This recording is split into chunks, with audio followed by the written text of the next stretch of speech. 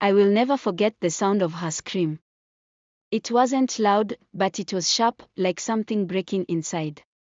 It came from next door where Mr. Adi and his daughter, Ada, lived. I was sitting in my room, scrolling through my phone, when it happened. The scream froze me in place. At first, I thought I imagined it. But then I heard muffled shouting, Mr. Adi's voice, deep and angry. My heart started pounding. I lived in a small neighborhood where everyone knew everyone, and I had never heard anything like this before. I wanted to ignore it. My mom always said, don't poke your nose into other people's business. But something about that scream wouldn't let me sit still. I got up and looked out the window. The lights were on in Mr. Adi's living room, but the curtains were drawn. I couldn't see anything, only shadows moving behind the curtains. Then, it went silent. No more shouting, no more screaming. Just quiet, heavy and strange. I sat back down, my hands shaking. Should I call someone? Should I go next door? But what if it was nothing? What if I was just being nosy? I told myself to stay put.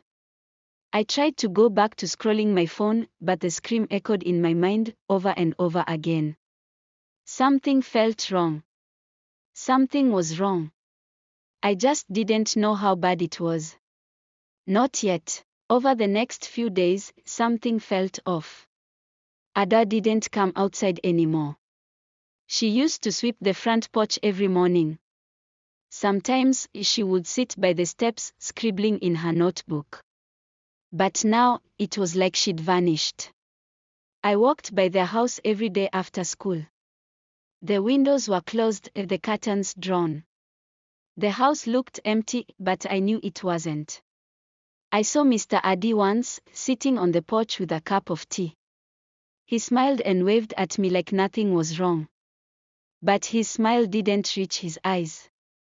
That evening, I stood at my gate, pretending to fix my slippers, watching their house. The light in their living room was on, but I didn't see Ada. Her bike, which usually leaned against the wall outside, was gone too. I told my mom about it while she was cooking. Mom, Ada hasn't come outside in days. She's probably inside helping her father, Mom said, stirring the soup. But why? She never stays inside this much. Don't poke your nose where it doesn't belong, she said. Families have their own issues. Leave it alone. I tried to ignore it, but I couldn't shake the uneasy feeling. Ada wasn't just staying inside. It felt like she was trapped. It was past midnight when I saw the car. I had been lying in bed trying to sleep when the sound of tires crunching on gravel made me sit up. I peeked through my window and saw the car stop right in front of Mr. Adi's house. A woman got out. She wasn't his wife, I was sure of it. His wife was older, always dressed neatly in suits or traditional clothes. This woman looked younger, with tight jeans, high heels, and a top that barely covered her. She glanced around quickly, like she didn't want anyone to see her, then walked straight to the door. The door opened almost immediately, like Mr. Adi had been waiting for her. She went inside, and the door shut. I couldn't stop watching, my heart pounding for reasons I didn't understand. The lights in the living room stayed on, and I could see shadows moving behind the curtains. An hour passed before the door opened again. The woman walked out, adjusting her clothes as she headed back to the car. She didn't look around this time. She just got in and drove away. The next morning, I saw Ada for the first time in weeks. She was standing by the side of their house, hanging clothes on the line. She looked different, thinner, quieter. Her face was pale, her shoulders slumped like she was carrying something heavy. I wanted to ask her if she was okay, but something stopped me. Her eyes looked dead, like someone who had been crying for days and had no tears left. She didn't even look up when I walked past. Something was wrong. I could feel it, but I didn't know what to do. Things started to feel even stranger in the neighborhood. Whenever I walked past groups of women chatting, I'd catch bits and pieces of their conversations. His wife is never home, one said, shaking her head. Always traveling for work. What kind of mother leaves her child like that? Another added, I heard she hasn't been back in months. They say he doesn't even mention her anymore. The more they talked, the more I noticed things I hadn't thought about before. Mr. Adi's wife really was never around. I couldn't remember the last time I saw her at home. It was always just him and Ada. I heard my mom talking about it too. She had a friend over, and they were sitting in the living room. Something isn't right in that house, my mom said. Ada doesn't smile anymore. And she's always avoiding people. Her friend nodded. It's not normal for a child to act like that. And what about that scream you mentioned? You should keep an eye on them. Hearing them talk gave me chills. I couldn't stop thinking about the scream, the late-night visitor, and the way Ada looked so drained. It was like pieces of a puzzle were coming together, but I didn't want to see the full picture. Not yet.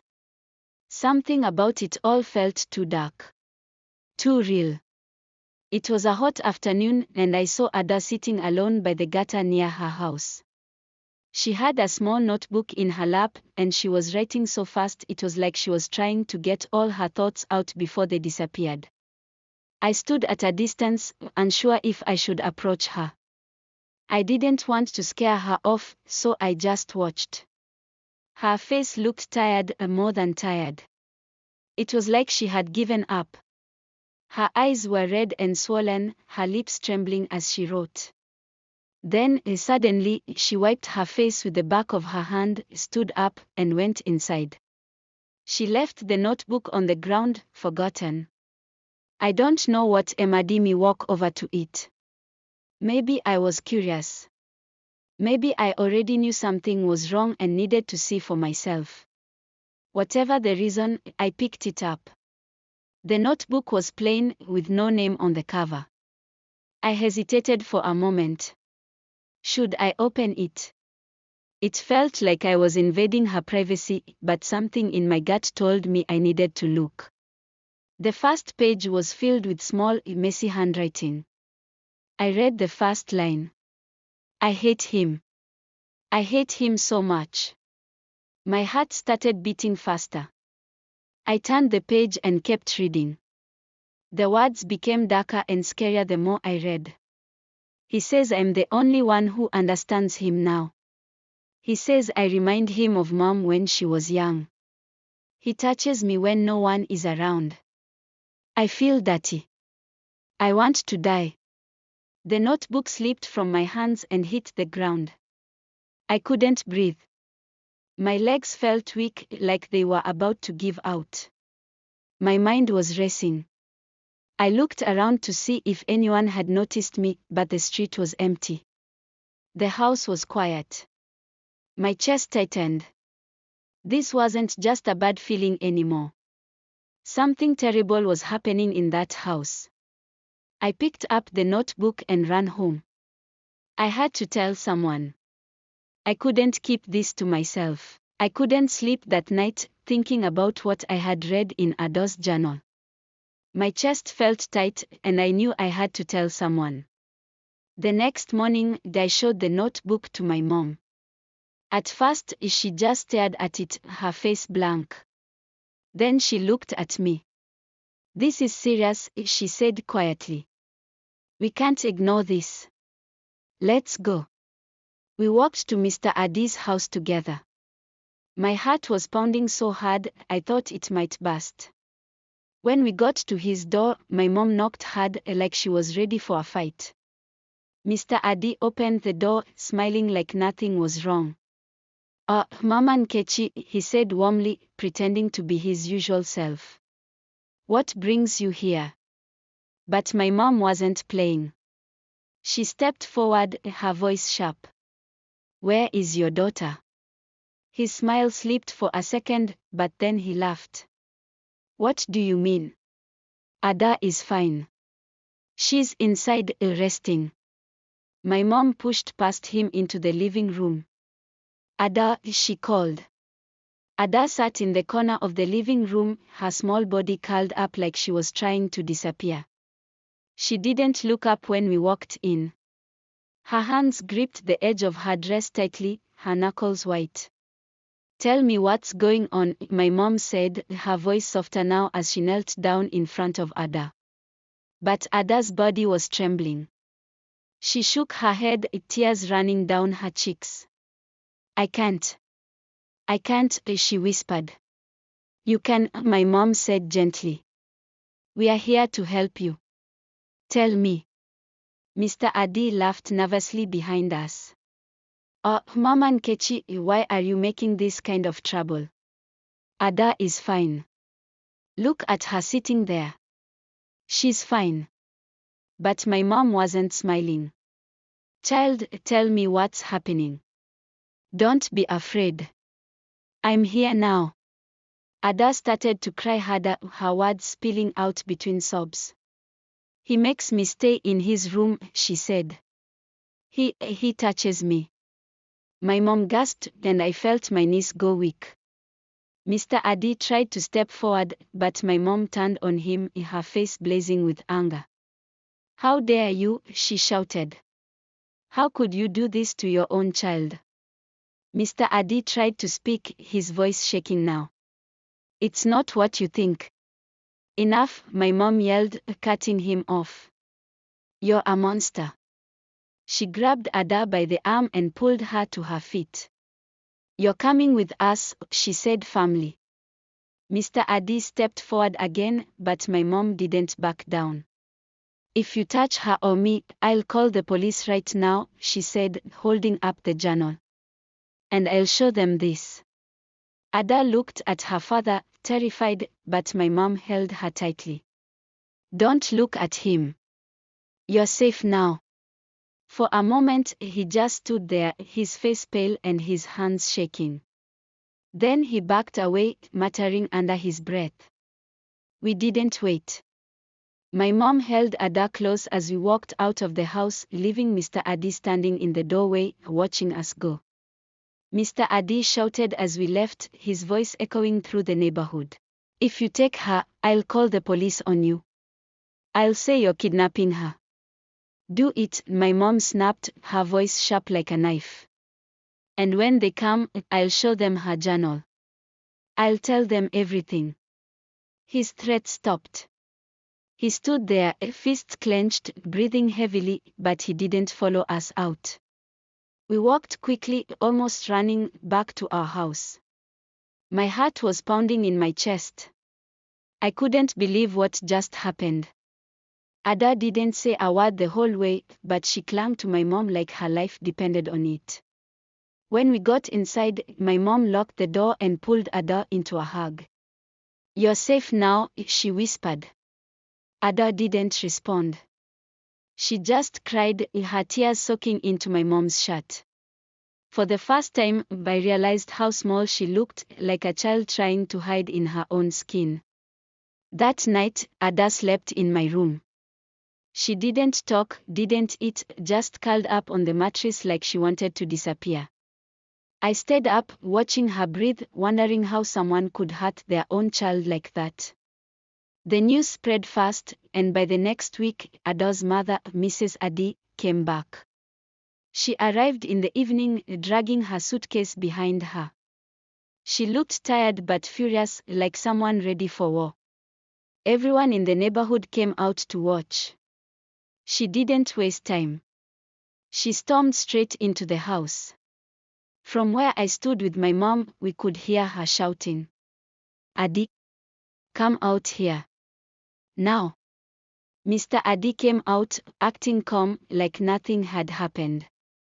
You're back, he said, smiling weakly. Mrs. Adi didn't smile. She held up Ada's journal, her hand shaking. How could you? How could you do this to your own daughter? He tried to talk, but she didn't let him. I left to make life better for us, and this is what you do. You ruined her. You're a monster. Ada stood behind her mother, tears running down her face. She looked so small, so broken. The neighbors were quiet, but you could feel the anger in the air. Some of the older women started shouting at Mr. Adi. You're a disgrace. How could you touch your own child? He didn't respond. He just stood there, looking at the ground. Then Mrs. Adi said, you will pay for this. I'm taking Ada, and you'll never see her again. And don't think I'll let you get away with this. The police will hear about everything.